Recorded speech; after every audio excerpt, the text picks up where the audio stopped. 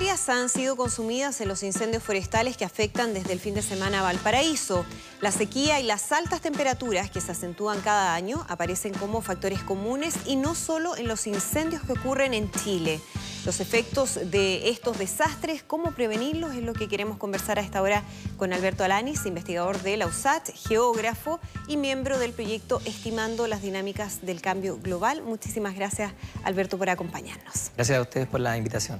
Hemos visto con muchísima preocupación lo que ha ocurrido en estos últimos días en Valparaíso. Sabemos además que se ha adelantado la temporada de incendios forestales, pero si uno revisa en el mapa, ha habido situaciones muy preocupantes también en Australia, en California y en otros puntos del globo.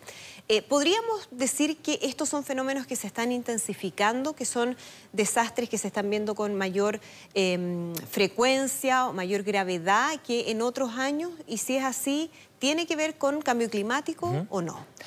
Bueno, actualmente las dinámicas que ha generado el cambio climático se han acentuado a nivel global. O sea, ya es posible negar la existencia de un cambio climático y de, en realidad, dinámicas de cambio global, porque esto no solamente está asociado netamente al cambio climático, también tiene que ver, por ejemplo, con las expansiones de usos de suelo que son de coberturas antrópicas, por ejemplo, cultivos.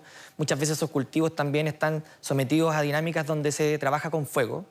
Y por lo tanto, la expansión de estas nuevas coberturas de suelo también hace que exista mayor probabilidad de contacto, por ejemplo, o de ignición, y que eso se traspase, por ejemplo, a biomasas forestales.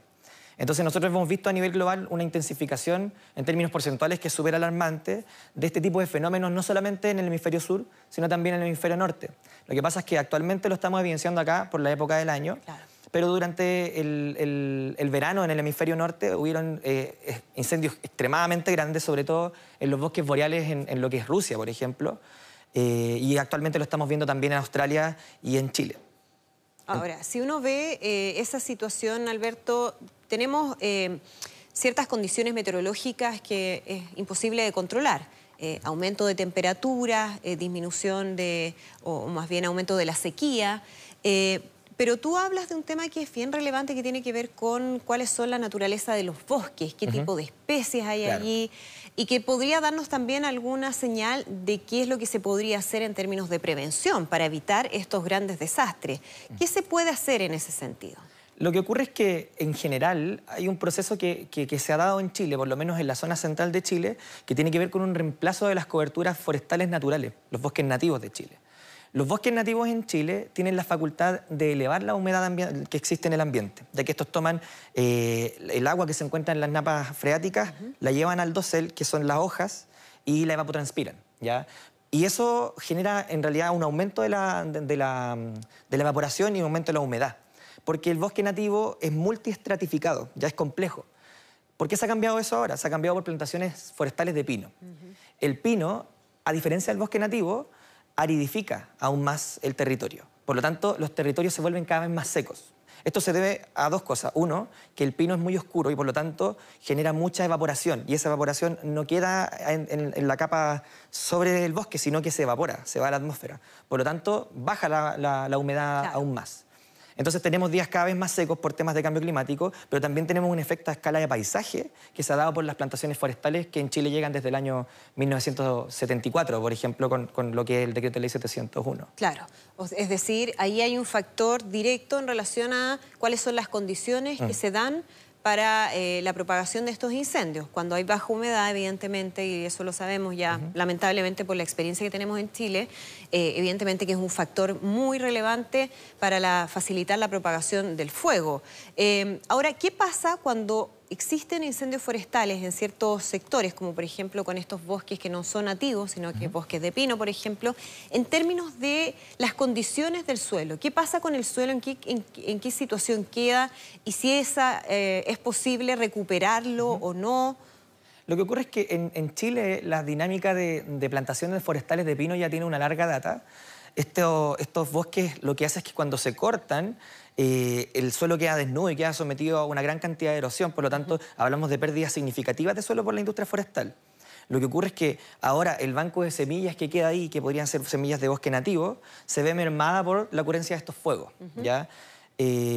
Yo quiero destacar una cosa bien importante, que hay que dejarle claro a la gente, que mucha gente no tiene conocimiento que las plantaciones forestales no son de Chile, en realidad no son bosques, son plantaciones, claro, son un ecosistema manejado. Y lo que ocurre es que estas plantaciones son tan grandes en términos de extensión de que el fuego se desplaza a través de ellas y nada lo puede parar. Otro punto importante es decir que en Chile, por lo menos en la zona costera, en todos los bosques costeros, no hay factores de ignición naturales. Exacto. Nosotros no tenemos rayos, por lo tanto... No es espontáneo, ¿no? Siempre hay un factor ahí humano. Siempre es antrópico, por lo menos en la zona costera. Puede ser intencional, que podría tener que ver con la utilización de un acelerante, o puede ser accidental, ¿ya? Pero siempre está el ser humano implicado en la ocurrencia de estos incendios. Otro punto importante es destacar el tema de la planificación territorial. Si nosotros queremos reducir el riesgo tiene dos componentes. Tenemos la vulnerabilidad, que está representada por nosotros, los seres humanos, y tenemos la amenaza. La amenaza siempre se da en este tipo de estaciones del año, porque está muy seca, porque hay mucha biomasa seca que se puede quemar, pero la vulnerabilidad la representamos nosotros. Entonces, si nosotros no hacemos una planificación territorial buena, en los cuales tenemos estas plantaciones conviviendo con casas inmediatamente al lado, vamos a tener que estar lamentando pérdidas de casas y a lo mejor incluso vidas humanas, que sería lo que nadie quiere ver. Lamentablemente lo hemos visto en el pasado. Eso quería preguntarte, ¿qué hacer para evitar que eso ocurra? Lo de Valparaíso es una situación dramática, pero que la vemos año tras año. Y vemos como el fuego a veces pasa de un lado a otro, incluso de una autopista, de una carretera, con mucha facilidad. Entonces, primero, ¿qué debiera cambiarse en términos de esa planificación territorial que tú mencionas para evitar o al menos disminuir los riesgos de una tragedia como la que hemos visto? Yo creo que uno de los componentes importantes tiene que ver con exigir un mejor manejo forestal. Ya se ha comprobado que el bosque nativo funciona como cortafuego. Y por lo tanto, si se le exige, por ejemplo, a las forestales dejar mayores proporciones de remanentes de bosque nativo, eso dificultaría el avance del fuego, ¿ya? Lo otro tiene que ver con una norma de urbanismo. Y en el sentido de que muchos territorios que actualmente están siendo afectados por estos incendios tienen que ser regularizados en términos de cuáles son los usos de suelo que conviven unos al lado del otro, ¿ya? No es posible tener estas casas directamente en lugares que no se han quemado una vez, se han quemado muchas veces. En los últimos 10 años. Entonces, lo que tiene que hacer el gobierno, y en ese caso las municipalidades que han tenido también muchos efectos negativos del fuego, es tratar de regularizar la planificación territorial. Y desde arriba, el tema del fomento forestal y las plantaciones. ¿Qué se puede hacer en ese sentido? Porque hemos visto que hay un problema de certificación, bueno, tenemos la Amazonía y la tragedia que se vivió este año con cifras que son realmente dramáticas. ¿Y cómo podemos ir avanzando nosotros, que también nos tenemos que hacer cargo de ese problema, ¿no? Cómo va cambiando el clima, las características geográficas de nuestro país en la región, podríamos decir, norte ya del centro. En ese aspecto, ¿cómo debiera hacerse o llevarse a cabo un plan de reforestación? ¿Qué características debiera tener y qué tan atrasados estamos en ese aspecto? Claro. Yo creo que actualmente el tema de los planes de mitigación a cambio climático tiene que ser uno de los focos principales de la agenda de gobierno en los años que van a venir, ¿ya?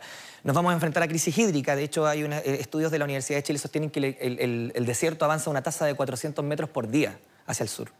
Y vamos a hablar de que aquí a 50 años vamos a tener un clima parecido al de Copiapó, en la zona central de Chile. Eso es súper alarmante en términos de escasez hídrica, en términos de la ocurrencia de incendios. La tasa de ocurrencia de incendios va a aumentar, ¿ya? Lo que nosotros tenemos que hacer es mejorar este tipo de políticas. También tiene que ver con cómo invertimos en políticas para el combate de los incendios, ¿ya? Se ha demostrado que en Chile, en la zona central, los helicópteros son un medio muy bueno para poder combatir los incendios. Se discutió mucho la efectividad, por ejemplo, de los aviones, como el supertanker, que son muy grandes y en realidad, con el calor que hace, ellos tienen que descargar el agua muy arriba, por lo tanto el agua se evapora a una gran proporción. Los que sí se pueden acercar mucho al foco del incendio son los helicópteros que pueden volar a través de este relieve que es más sinuoso y dejar el agua, además de otros químicos como retardantes. Entonces, yo creo que tiene que ver con manejo forestal, ¿ya? Limitar el tema de las plantaciones de pino y exigir cuotas de bosque nativo como cortafuegos, y también por temas de conservación y manejo de la biodiversidad. Por supuesto. Y también con la generación la integración de nuevas tecnologías, por ejemplo, para el control de incendios una vez que ya se desatan los fuegos. ¿Y ahí estamos muy atrasados?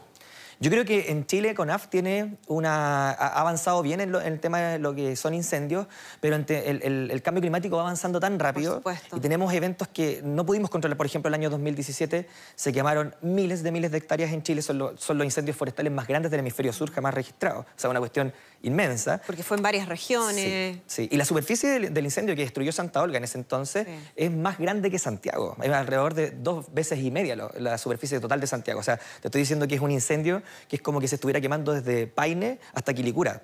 Totalmente.